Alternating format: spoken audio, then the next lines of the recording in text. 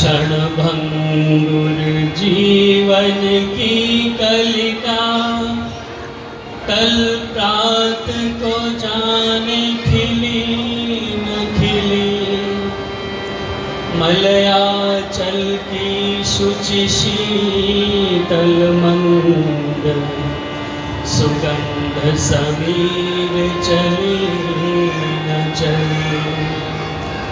करताल कुठार लिए फिरता तन नम्र है चोट झिली न झिली। जप ले प्रभु नाम हरि रसना फिर अंत समय में हिली फिर अंत समय में हिली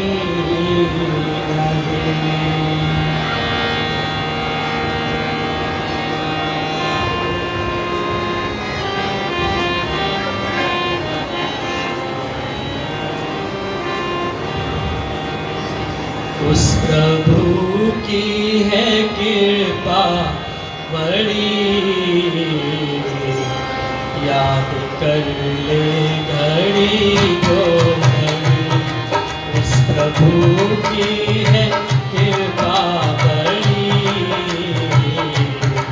याद कर ले घड़ी को घड़ी। घंटी बज जाए कब कूच की घंटी बज जाए कब कूच की। घंटी बज जाए कब कूच की। मौत हर दम से आने खड़ी। उस प्रभु की है कृपा बड़ी याद कर ले घड़ी को घड़ी।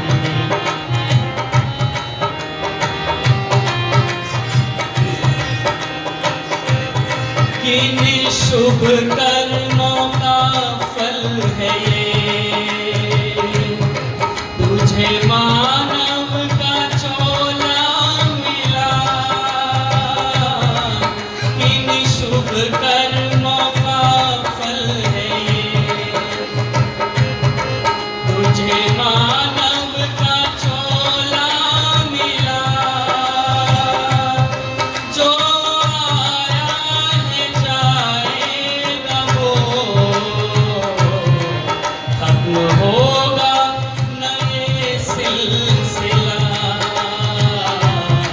कहती है वेद की हर कड़ी याद कर ले घड़ी को घड़ी। उस प्रभु की है कृपा बड़ी याद कर ले घड़ी को घड़ी।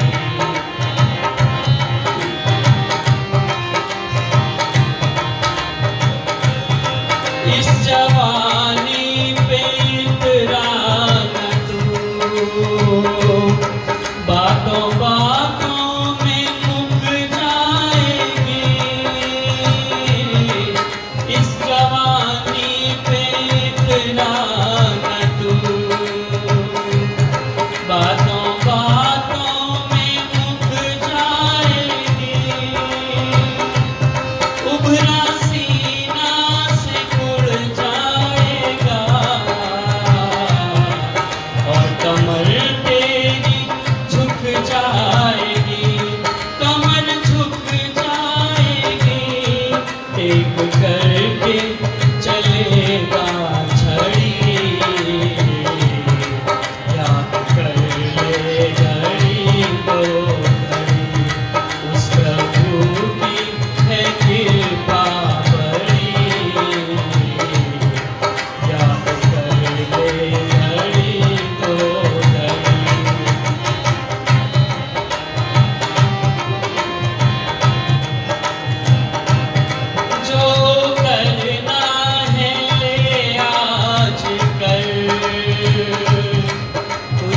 खबर प्यारे कल की नहीं, जो करना है ले आज कर। कुछ खबर प्यारे कल की नहीं, मानव चोले को कर ले सफल। ढील दे इसमें पल की नहीं, डूब श्वासों की तब जा लड़ी। याद कर ले घड़ी को घड़ी, उस प्रभु की है कृपा बड़ी।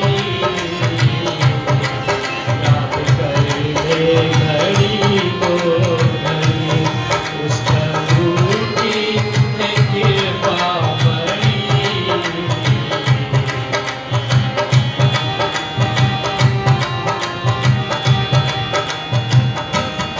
भौतिकवादी चकाचौंध में ना भटक ओरे मतिमंद तू। भौतिकवादी चकाचौंध में ना भटक ओरे मतिमंद तू। सच्चिदानंद सुख कंद की आशरण में ले आनंद तू। तेरी जाएगी विपदा हरी, याद कर ले घड़ी तो घड़ी, उस प्रभु की है कृपा बड़ी। याद कर ले घड़ी तो घड़ी, उस प्रभु की है कृपा बड़ी। याद कर ले घड़ी तो घड़ी, घंटी बज जाए कब पूछ की। घंटी बज जाए कब पूछ की, घंटी बज जाए कब पूछ की। मौत हरदम से आने खड़ी, उस प्रभु की है कृपा बड़ी। याद कर ले घड़ी तो घड़ी, याद कर ले घड़ी तो घड़ी, याद कर ले घड़ी तो घड़ी।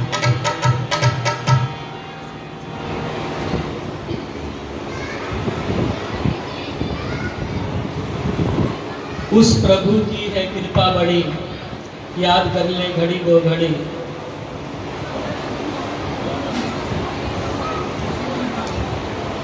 घंटी बज जाए कब पूछी, मौत हरदम सिराने खड़ी।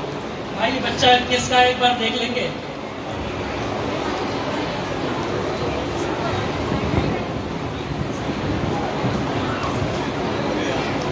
जातस्य ही ध्रुवो मृत्यु ध्रुवम जन्म मृतस्य च।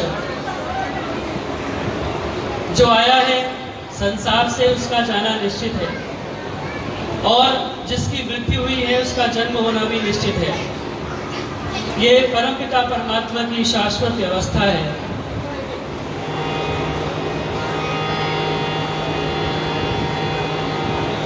और उसी व्यवस्था के अंतर्गत हमारी आदरणीय माता जी केला देवी जी अपने इस भौतिक शरीर को छोड़ करके पंच तत्वों में विलीन हो गई। आज उनको हम स्मरण कर रहे हैं, उनको श्रद्धांजलि देने के लिए यहाँ पर हम सभी एकत्रित हुए हैं। बात बहुत साधारण लगती है कहने में कि जो आया है वो जाएगा, आए हैं सो जाएंगे, राजा रंक फकीर। बहुत सिंपल है, लेकिन जिसका अपना कोई जाता है उसे उसका बिछड़ने का दुख होता है, और जो जितना करीबी जिसका जाता है उतना ही दुख उससे अधिक होता है। यूँ संसार में बहुत सारे लोग दाल के मुंह में जाते रहते हैं, लेकिन हमें उसका कोई शोक नहीं होता। लेकिन अपना कोई जाता है, और उसमें भी एक माँ जब हमारे बीच में से जाती है तो कहते हैं कि लोग कहते हैं कि किसी एक के जाने से दुनिया अधूरी नहीं होती। लोग कहते हैं कि किसी के चले जाने से जिंदगी अधूरी नहीं होती, लेकिन हजारों के मिल जाने से भी एक माँ की कमी पूरी नहीं होती, क्योंकि माँ तो माँ ही होती है, उसका स्थान दुनिया में कोई और ले नहीं सकता।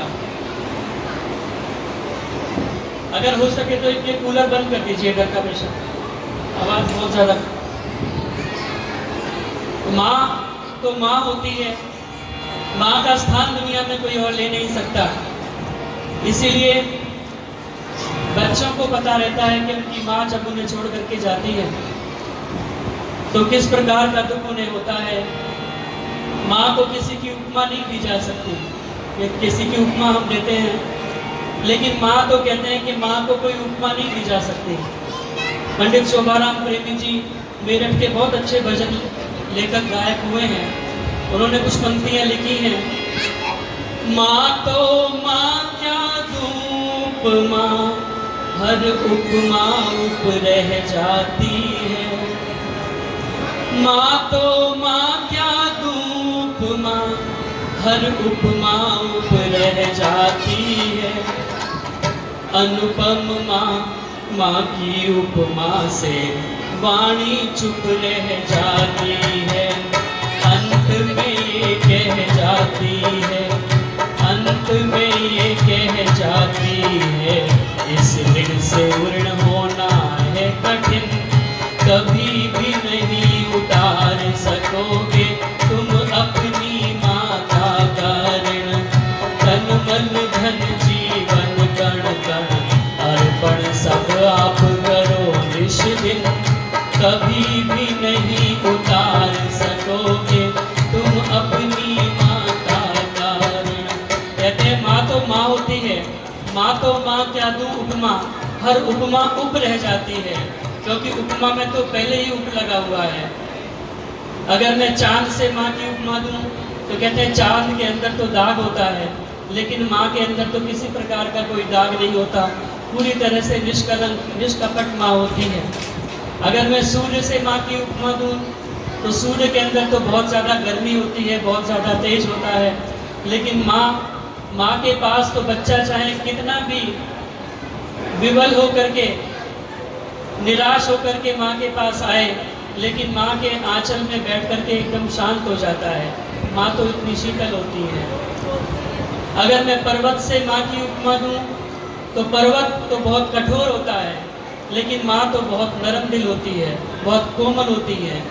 इसीलिए कवि को कहना पड़ा कि माँ तो माँ क्या दूँ उपमा, हर उपमा उप रह जाती है। अनुपम माँ, माँ की उपमा से वाणी चुप रह जाती है। अंत में ये कह जाती है, इस ऋण से उऋण होना है कठिन। माँ के ऋण से कभी भी उऋण नहीं हुआ जा सकता। आप कहें कि हमने बहुत माँ की सेवा कर ली, बहुत माँ का आज्ञा का पालन कर लिया, हम माँ की ऋण से उऋण हो गए, लेकिन शास्त्रकार कहते हैं कि माँ के ऋण से कभी भी उऋण नहीं हुआ जा सकता, माँ के कर्ज को कभी चुकाया नहीं जा सकता। इसीलिए कवि ने बहुत सुंदर पंक्तियाँ लिखी हैं। माँ का ऋण कौन उतारे, माँ का ऋण कौन उतारे, बड़ा प्यार करे माँ अपने बच्चों पर, कितने ही उपकार करे माँ, उपकार करे माँ। माँ का ऋण कौन उतारे, बड़ा प्यार करे माँ अपने बच्चों पर, कितने ही उपकार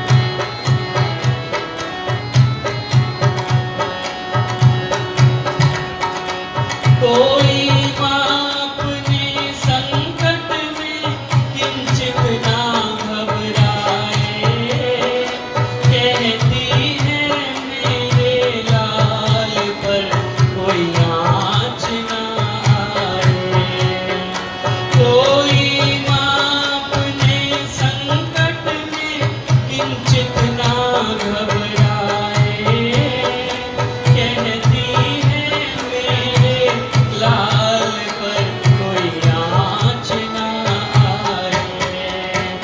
चाहे आए कष्ट अनेकों, चाहे आए कष्ट अनेकों, यही पुकार करे माँ।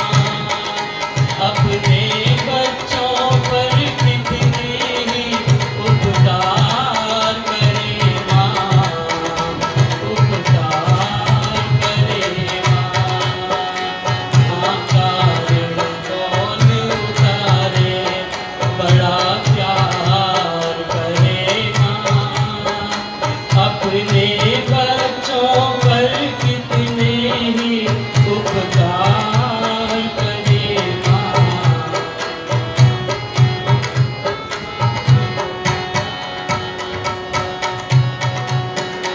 है धन्य जिनको प्राप्त माँ का आशीर्वाद है। ब्रजबाल जो ऐसा नहीं, वो क्या औलाद है। धन्य जिनको प्राप्त माँ का आशीर्वाद है। ब्रजबाल जो ऐसा नहीं, वो क्या औलाद है। बर्बाद है वो घर जहाँ शोक अपार करे माँ। अपने बच्चों पर कितने ही उपकार करे माँ, उपकार करे माँ। माँ का ऋण कौन उतारे, बड़ा प्यार करे माँ। अपने बच्चों पर कितने ही उपकार करे माँ, उपकार करे माँ। माँ का ऋण कभी उतारा नहीं जा सकता। माँ अपने बच्चों को जो प्यार करती है, संसार के अंदर कोई और नहीं कर सकता। कहते हैं कि विश्व में किसी भी देवता का स्थान दूजा है, विश्व में किसी भी देवता का स्थान दूजा है। माँ बाप की सेवा ही सबसे बड़ी पूजा है। विश्व में किसी भी तीर्थ की यात्रा व्यर्थ है अगर बेटों के होते माँ बाप असमर्थ हैं। अगर बच्चों के होते हुए माता पिता असमर्थ हैं तो उन बच्चों के जीने का कोई अधिकार नहीं है। इसीलिए माँ का ऋण कभी उतारा नहीं जा सकता। और बहुत सुंदर पंक्तियाँ आपने सभी ने सुनी होंगी।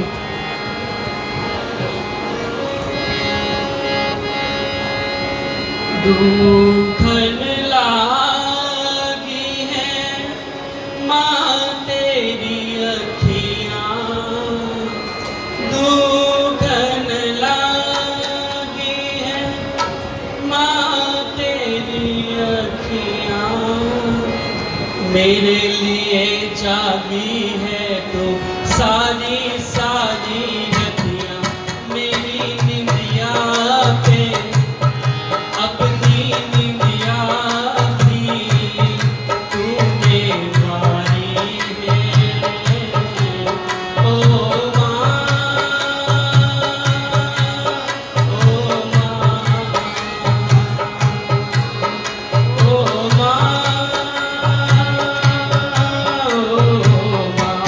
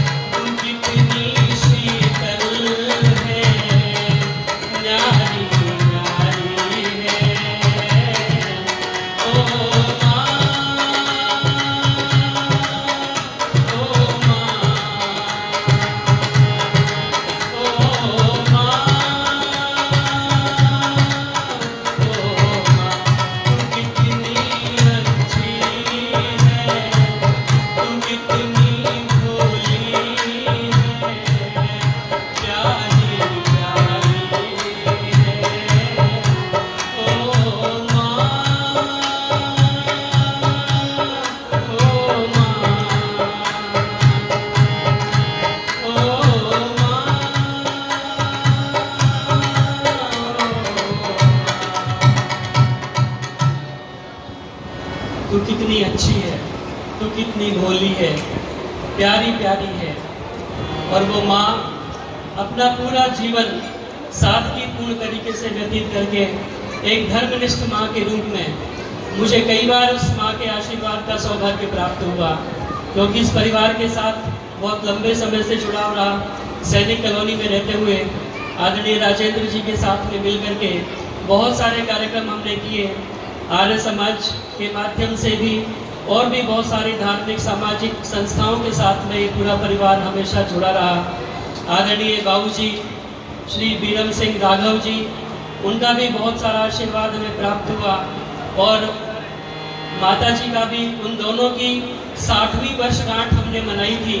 वैवाहिक वर्षगांठ जब 60वीं थी तब भी हमने बहुत सुंदर कार्यक्रम किया था और बहुत सुंदर तरीके से उसे मनाया था। तो ये पूरा परिवार इसी प्रकार सारे सामाजिक धार्मिक कार्यों में हमेशा अग्रणी रहा। माता जी हो, पिताजी हो और भाई राजेंद्र जी, अब योगेंद्र जी और महेंद्र जी उस व्यवस्था को आगे बढ़ा रहे हैं। तो माता और पिता का जो स्थान है वास्तव में वो माँ और बाप दोनों का आशीर्वाद जब हमारे ऊपर बना रहता है तो परिवार में एक सुकून रहता है, एक संतोष रहता है कि हमारे ऊपर कोई छत्र छाया है। लेकिन जब माता और पिता का साया हमारे ऊपर से उठ जाता है तो एक कमी महसूस होती है, चाहे माता पिता कितने ही बुजुर्ग हो गए हों, लेकिन एक साया उनका बना रहता है। माता जी यद्यपि 85 वर्ष से अधिक की आयु अपनी पूर्ण करके गई और बहुत अच्छा अपना जीवन जी करके वो गई, लेकिन माँ बाप का स्थान जो होता है वो माँ बाप का ही होता है। इसलिए बहुत सुंदर पंक्तियाँ मुझे याद आ जाती हैं।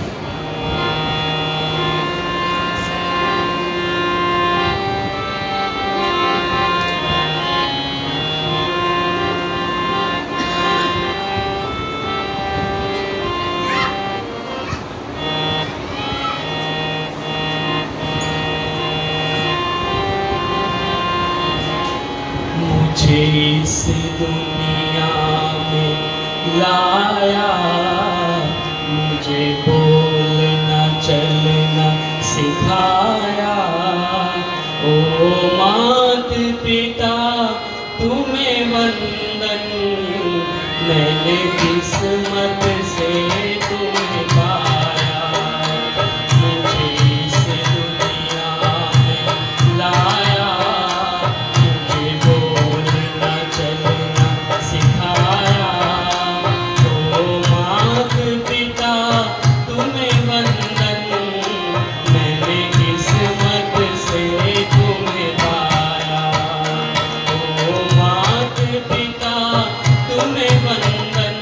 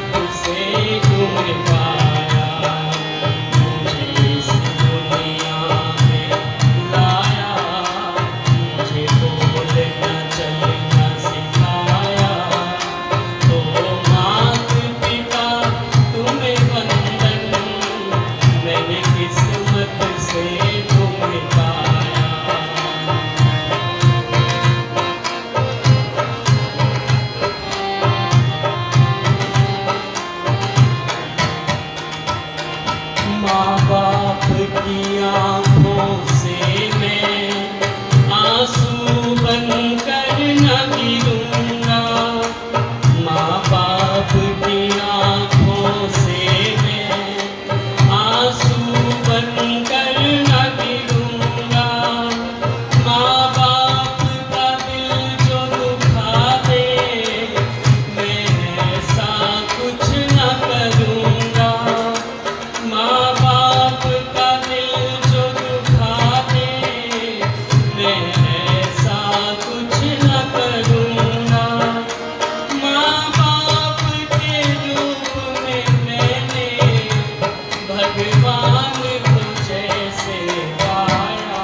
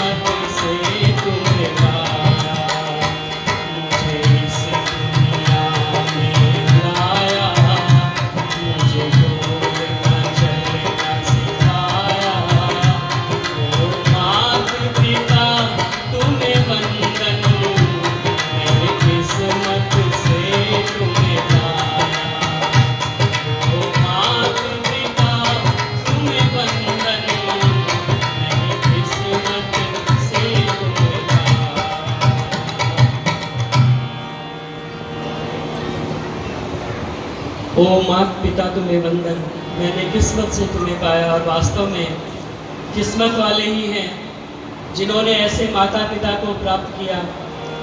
आदरणीय बीरम सिंह राघव जी, आदरणीय माता केला देवी जी, जिनके इतने सुंदर इतने अच्छे संस्कार इस पूरे परिवार को मिले और उसी परंपरा को आगे लेकर के पूरा परिवार बढ़ रहा है। चाहे आदरणीय बाबूजी महेंद्र जी हों, चाहे भाई योगेंद्र राघव जी, चाहे इस परिवार के बच्चे हो, शुभम हो, राघव हो, शुभम और सौरभ, उसी परंपरा को लेकर के आगे अपने संस्कारों को आगे बढ़ाते हुए चले जा रहे हैं। और माँ बाप के बारे में मैं जितना बोलता जाऊँ उतना कम है। बहुत सारे गीत मैं आपको सुना सकता हूँ, लेकिन समय की मर्यादा को ध्यान में रखते हुए थोड़ी सी बात मुझे और भी कहनी है, क्योंकि ये जो अवसर होते हैं, ये अवसर होते हैं कि हम कुछ चिंतन कर सके, कुछ विचार कर सके, कुछ मनन कर सके। कहते हैं कि धर्माख्याने शमशाने च रोगिणाम या मतिर भवे। महाभारतकार कहते हैं कि अगर हम ऐसे धर्म की किसी सभा में जाकर के बैठे, या शमशान में हम जाते हैं, या अस्पताल में किसी रोगी को देखने के लिए जाते हैं, तो हमारे मन के अंदर एक क्षणिक वैराग्य उत्पन्न होता है। आपने देखा होगा कि शमशान में जब हम जाते हैं किसी को जलाने के लिए, तो वहाँ पर सब लोग यही बात कर रहे होते हैं आपस में कि सबको एक दिन यहीं आना है, कुछ लेकर के नहीं जाना, सब यहीं पर रखा रह जाएगा, इस तरह की बातें। लेकिन शमशान से बाहर निकलते ही फिर संसार के कार्यों में सारे व्यस्त हो जाते हैं। लेकिन ये जो एक अवसर होता है, ये कुछ विचार करने का अवसर होता है कि जिस प्रकार का सुंदर जीवन हमारे पूर्वजों ने जिया, हमारे बुजुर्गों ने जिया, हम भी कुछ अपने जीवन को अच्छा बना सके, क्योंकि ये मनुष्य का शरीर हमें बार बार नहीं मिलता। बड़े भाग मानुष तन पावा, सुर दुर्लभ सदग्रंथ निगावा, साधन धाम मोक्ष कर द्वारा, पाई न जे परलोक संवारा, ते परत्र दुख पावही, सिर धुन धुन पछताई, काल ही कर्म ही ईश्वर ही मिथ्या दोष लगाई।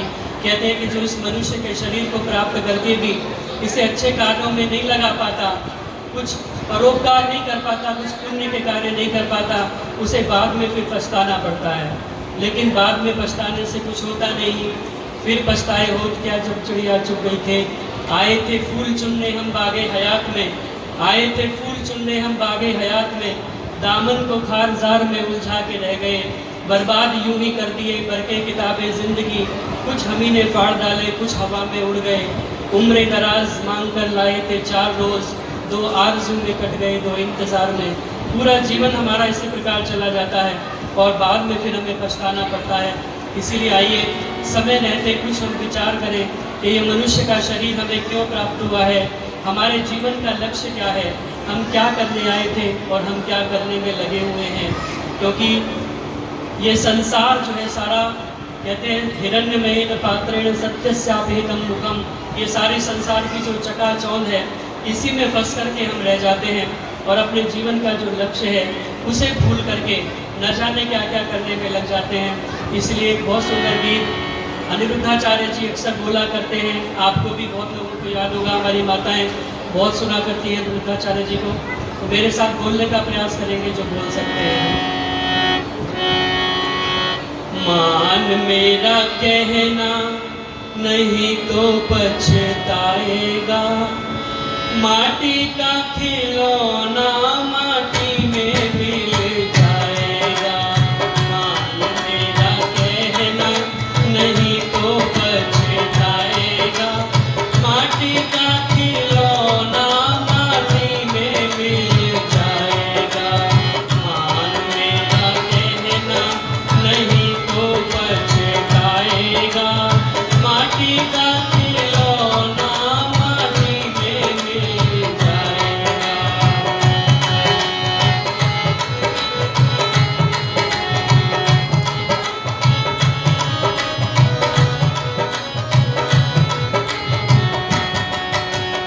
बेटा बेटा क्या करता है, बेटा बेटा क्या करता है, बेटा बेटा क्या करता है, बेटा तेरा एक दिन, बेटा तेरा एक दिन क्या बन जाएगा, बेटा तेरा एक दिन पड़ोसी बन जाएगा। और मैं बल्कि एक स्टेप आगे, क्योंकि आज के समय में कह देना चाहिए, बेटा तेरा एक दिन विदेशी बन जाएगा, माटी का खिलौना माटी में मिल जाएगा। मान मेरा कहना नहीं तो पछताएगा, माटी का खिलौना माटी में मिल जाएगा। बेटा तेरा एक दिन विदेशी बन जाएगा। आजकल ये बहुत बड़ी समस्या हमारे समाज में चल रही है। हमारे बच्चे, हम उन्हें चाहते हैं कि बहुत अच्छा पढ़ लिख जाएं, बीटेक एमटेक कर लें, एमबीए कर लें, बहुत बड़े बड़े कोर्स कर लें, हम विदेशों में उन्हें भेज देते हैं, लेकिन बच्चे विदेशी होकर के रह जाते हैं। ऐसे कितने ही माता पिता जो अकेले यहाँ पर अपने जीवन को यापन कर रहे हैं और बच्चे जा कर के विदेश में बस जाते हैं, फिर वापस आने का उनका मन नहीं करता। और माता पिता की अपनी समस्या है, वो वहाँ जा कर के नहीं बच सकते क्योंकि उनका वहाँ मन नहीं लगता उस एनवायरनमेंट में। तो ये समाज के अंदर बहुत बड़ी समस्या है। हमारे आसपास भी देखें तो बहुत सारे बच्चे हमारे विदेशों में जाकर के बस गए और माता पिता यहाँ पर अकेले रह रहे हैं। आपने घटनाएं बहुत सारी समाज में सुनी होंगी। मुंबई के अंदर आशा साहनी की घटना आपने सुनी होगी। उसका बेटा जो ऋतुराज साहनी यूएसए में जाकर के बस गया और 1 साल हो गया माँ से बात करे हुए। जब आकर के देखा तो माँ का कंकाल उसे मिला, बंद फ्लैट के अंदर। हड्डियाँ सब मांस सब गल चुका था, केवल कंकाल उस माँ का उसे प्राप्त हुआ। तो ऐसी अवस्थाएं इस समाज के अंदर आ रही हैं। और घटना आपने सुनी होगी लखनऊ की, जहाँ पर एक कर्नल साहब जिनके 2 बेटे विदेश में रहते थे,